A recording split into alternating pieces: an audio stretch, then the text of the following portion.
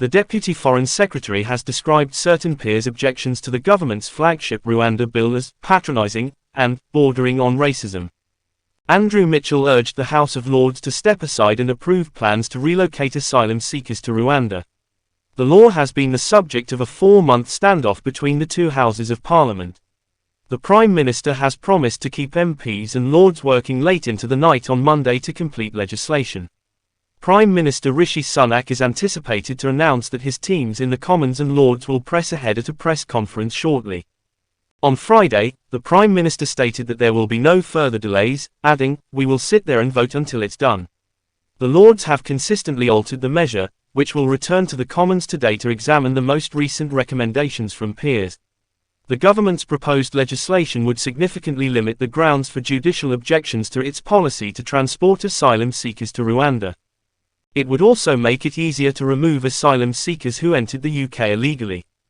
The law has already been adopted by MPs on many occasions, most recently last Wednesday, with amendments introduced in the House of Lords. Last week, Lords approved an amendment that would protect asylum seekers from Afghanistan who had previously supported British forces while stationed there from being forced to fly to Rwanda. They also stated that planes should not take off until a committee of experts appointed to monitor the system determines Rwanda has met certain precautions.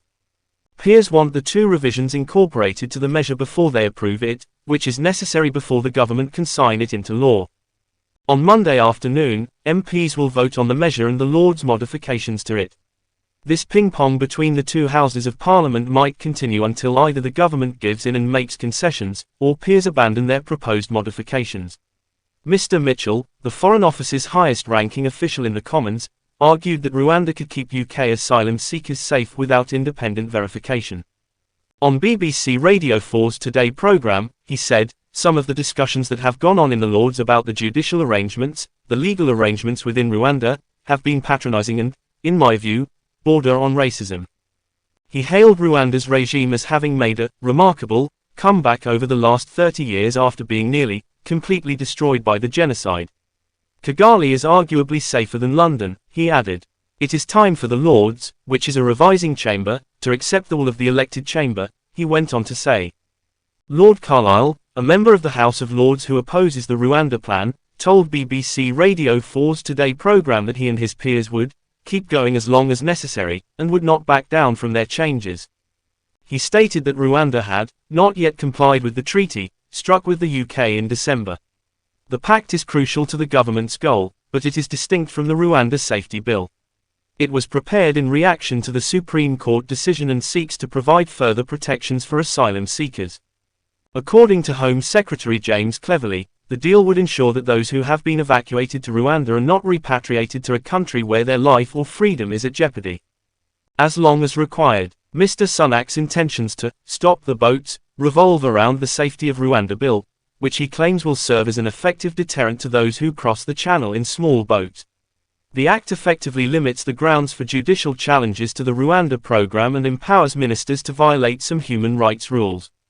The policy was initially established by then Prime Minister Boris Johnson on April 14, 2022, but no asylum seeker has yet been transported to Rwanda, a landlocked country in Central Africa around 4,000 miles (6,500 kilometers) from the UK. The first flight was slated for June 2022, however it was cancelled due to legal challenges.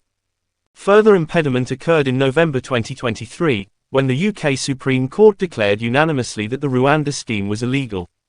Following the Supreme Court decision, the government launched the Safety of Rwanda Bill as emergency legislation, with the goal of making it plain in UK law that Rwanda is a safe nation.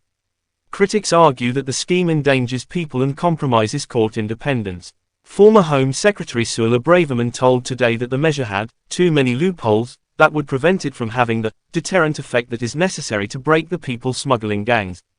She also stated that it was open to last-minute injunctions by the European Court of Human Rights, adding, "The simple fact is this is our third act of parliament that the government has introduced in 4 years to stop the boats."